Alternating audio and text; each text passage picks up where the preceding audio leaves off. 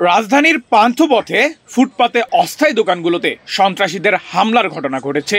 বুধবার 25 ডিসেম্বর রাতে 20 থেকে 30 জন সন্ত্রাসী ফুটপাতের দোকানগুলো লক্ষ্য করে ককটেল ও পেট্রোল বোমা নিক্ষেপ করে। এ সময় তারা কয়েক রাউন্ড ফাঁকা গুলিও করেছে। প্রত্যক্ষদর্শীরা বলছেন সকলের হাতেই দেশীয় অস্ত্র ছিল। তবে এ ঘটনায় কিছু দোকান ক্ষতিগ্রস্ত হলেও কোনো প্রাণহানির ঘটনা ঘটেনি।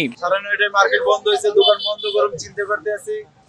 এর ভিতরে 15-20 জন লোক ওই দিক দিয়ে দাওয়ানি দিয়ে আইলো দেখে দোকান সাইডে দিয়ে নিচে নামলাম, দেখলাম কোপাইতে আইতেছে, একটা গুলি করতে আপতে আছে সামনে, আর পিছন দিয়া 4-5 ধরে নিচ্ছে, দাও দিয়ে পারতেছে, কোপাইতে আছে খালি মাঠে, মানে দোকানের উপরে কোপ দিতে আছে, তারের উপরে লাইট কোপাইয়া গেল, পেট্রোল বোম মারলো ধরেন আমার দোকানের উপরে।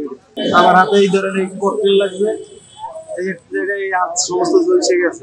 জানা গেছে এর আগে কিছুদিন ধরে ফুটপাতের ব্যবসায়ীদের কাছ থেকে চাঁদা দাবি করছিলেন স্থানীয় কিছু সন্ত্রাসী। তাদের একজন মালয়েশিয়ার এক নম্বর দিয়ে বলেছিলেন কোনো সমস্যা হলে ওই নম্বরে ফোন করে জানাতে। পরে তারা চাঁদা দাবি করেন। তবে ফুটপাতের ব্যবসায়ীরা চাঁদা দেননি। মূলত চাঁদা না পেয়ে দোকানগুলোতে হামলা চালানোর কথা জানিয়েছেন ব্যবসায়ীরা।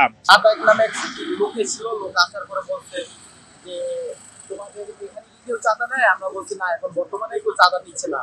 তারপরে বলছে তাহলে আমার নাম্বার দেয় না, তোমার মোবাইল দেয়, আমি নাম্বার দিয়ে দিচ্ছি। নাম্বার দিয়েছি, তারপর আমাদের মোবাইল সেভ করে দিচ্ছে তার নাম্বার। বলছি যে যদি কোনো চাঁদা নেওয়া হয় তাহলে আমার এই নাম্বারে ফোন দিবা। তারপরে কালকে নতুন পরশু কালকে আসছিল, কালকে এসে ফেরত দিছে, ওদিকে ফেরত দিছে যে চাঁদা দিস, চাঁদা না দিলে তোর দোকান উড়াই দিব। আজকে আসছি এই জায়গাটায়, ব্যাগ নিয়ে আসছে, বড় একটা ব্যাগ, ব্যাগের ভিতরে ওরা প্রায় 15-20 জন ছিল। পরে ওরা রান্দা বাইর করছে, এখান থেকে রান্দা বাইর করে তারপর প্রথম এই দোকানটা ভাঙছে। এটা বিড়ির দোকানটা ভাঙার পরে এখানে একটা আচারের দোকান আছে, আচারের দোকান ভাঙছে।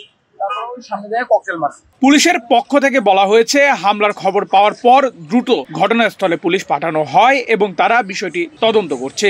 আইন শৃঙ্খলা বাহিনীর হামলাকারীদের শনাক্ত করতে চেষ্টা চালাচ্ছে এবং অপরাধীদের বিরুদ্ধে যথাযথ ব্যবস্থা নেওয়া হবে বলেও জানিয়েছে পুলিশ। এই ঘটনায় অবিস্ফোরিত একটি ককটেল ও একটি পেট্রোল বোমা উদ্ধার করে পুলিশ। নেহাল আহমেদ প্রান্ত, বাংলাদেশ প্রতিদিন।